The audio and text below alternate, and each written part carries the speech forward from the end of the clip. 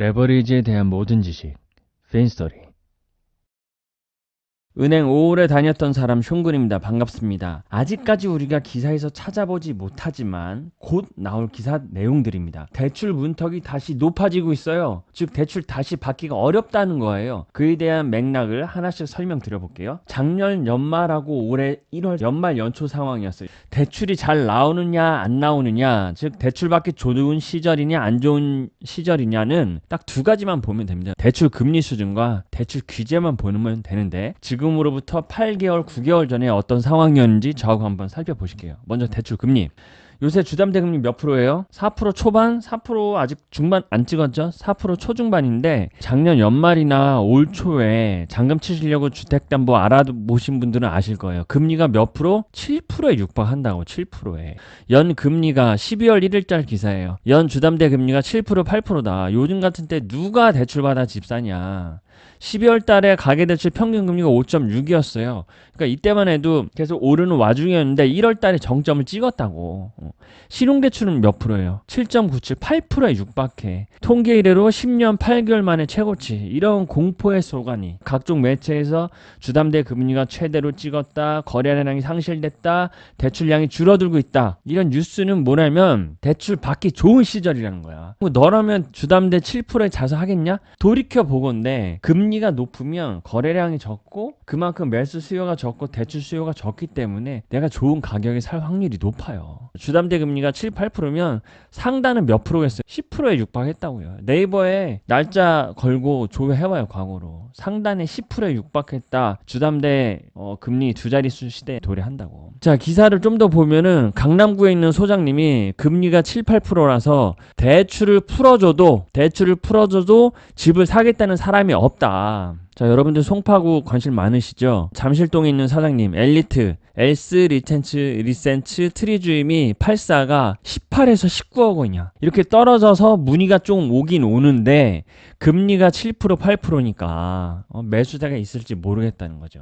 그러니까 이때 금리 상황은 어때요? 이때 금리 상황은 금리가 매우 높았던 거야. 매우 높았어. 자, 그럼 대출 규제 쪽을 봅시다. 이제 대출 받기가 어땠을까? 규제가 완화예요. 1월 달에는 LTV가 완화됐다고. 특히 강남 3구, 용산 포함해서 강남 4구의 다주택자도 LTV가 원래 제로였는데 이거를 5년 만에 풀어줬다고요. 다주택자도 LTV 30이야. 강남에 집 살 때 LTV 30은 대출 받아. 그리고 임대 매매 사업자 내는 것도 규제 지역과 비규제 지역 대출 다 받게 해줬다고. 15억 초과 아파트 주담대.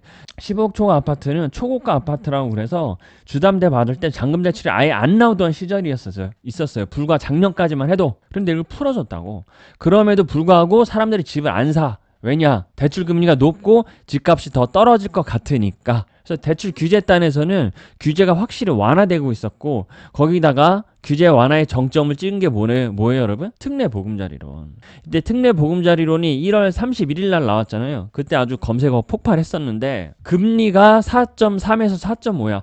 이 당시에 주담대 금리가 5에서 6을 찍고 있었는데 금리가 1% 이상 낮으니까 어떻게 했어요 여러분? 사람들이 너무나 괜찮아 보이지. 그래서 초반에 특례 보금자리 용도가 주택 구입과 기존 대출 대환, 전세보증금 반환인데 처음에 어디로 다 몰렸어요? 기존 대출 높은 거 대환하겠다고 사람들이 여기 다 모였다고. 불티나게 여기서 팔렸어요. DSR도 안 보니까. 그러니까 특보의 금리가 9억이니까 9억 이하에 되는 서울에 있는 아파트부터 매수세가 무지하게 붙었다고.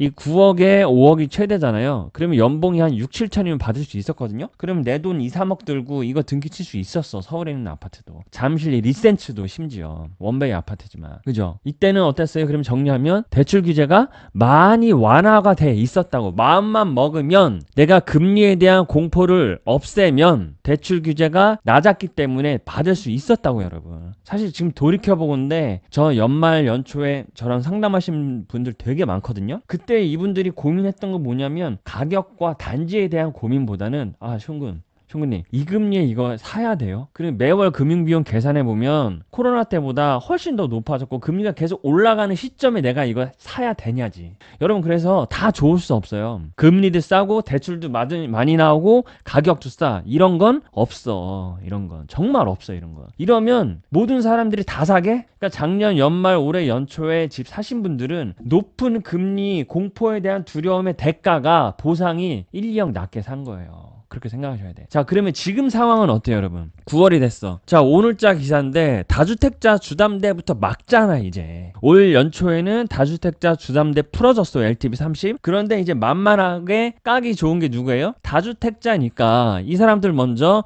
50년 주담대를 다주택자들은 중단한다. 안 해준다는 거야. 잔금 대출 조건은 손본다. 그래서 최근에 가장 핫했던 주담대가 뭐였어요? 50년짜리 주담대였잖아요. 50년 동안 상환하면서 반백수 한다, 뭐 이거를 생존할 때 언제 상환하느냐, 이런 뭐 얘기 잡음들이 많았는데, 자, 50년 주담대부터 제한을 갑니다. 나이 제한 나오죠? 만 34세냐 39세냐 나이에 따라서 50년이 되고 안 되고, 그죠? 그리고 주택수에 따라서 다주택자 안 된다고 때리네. 그러니까 은행들이 규제를 해야 되니까 한 방에 다 어려우니까 주택수로 자르는 거야. 나이로 자르고. 그리고 이것도 아마 나올 것 같아요. 소득 제한.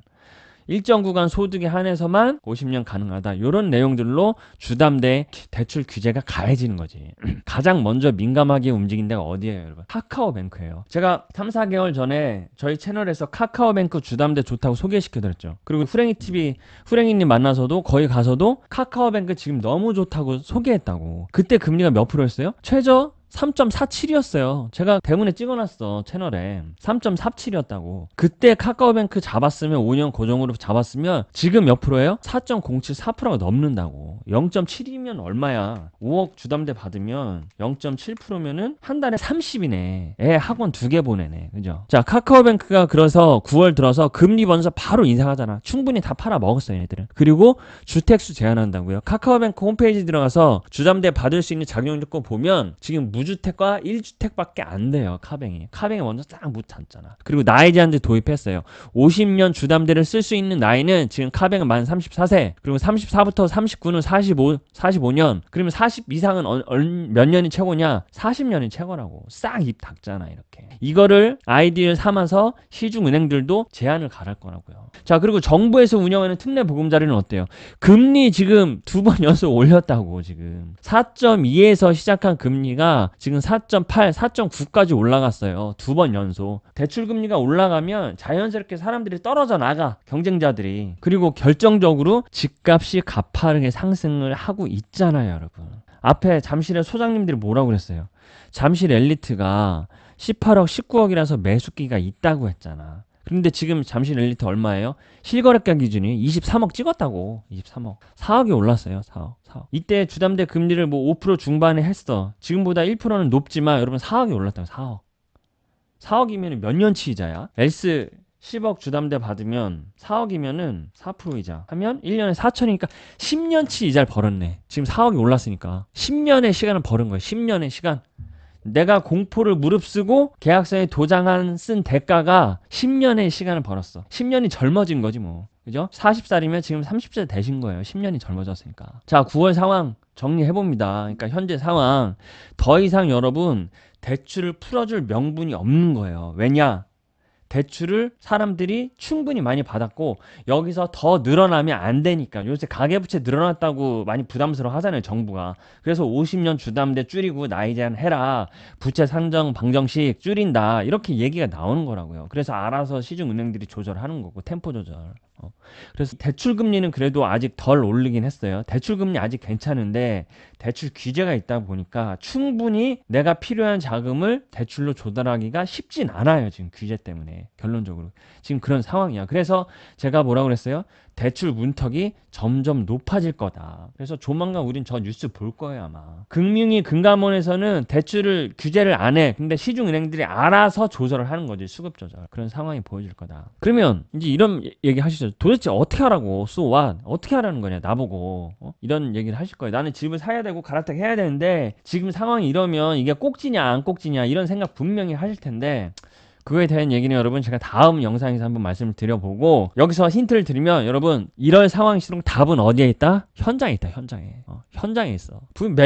매물로 가져야 돼. 매물로. 시장 상황 뭐 이렇고 타이밍 이렇고 시기 이런데 현장에 가보면 분명히 매물이 나와. 인력 싼 거, 몇 천이나 싼 거 나오기 때문에 여러분 이럴 때일수록 자판기로 모니터로 임장하는 게 아니라 현장 가야 돼. 현장. 자, 오늘 여러 가지 얘기를 드렸는데요. 다음 주나 다다음 주부터 은행들이 대출 문턱을 높이는 그런 미시적인 디테일한 제도를 많이 가져 나올 거예요. 그러므로 대출 문턱이 높아졌다는 기사를 심심찮게 볼 테니까 우리 구독자분들은 놀라시지 말고, 제가 그때그때 영상이라든가 블로그 포스팅 또 우리 커뮤니티 게시판에 가이드 드릴 테니까 함께 따라오셔서, 내 집 마련 오래 하신 분 정말 많거든요. 저 너무나 많은 좋은 사례들을 봤기 때문에 우리 핀스토리 안에서도 많은 사례와 팁을 나누도록 하겠습니다. 구독과 알람 부탁드리겠습니다. 감사합니다.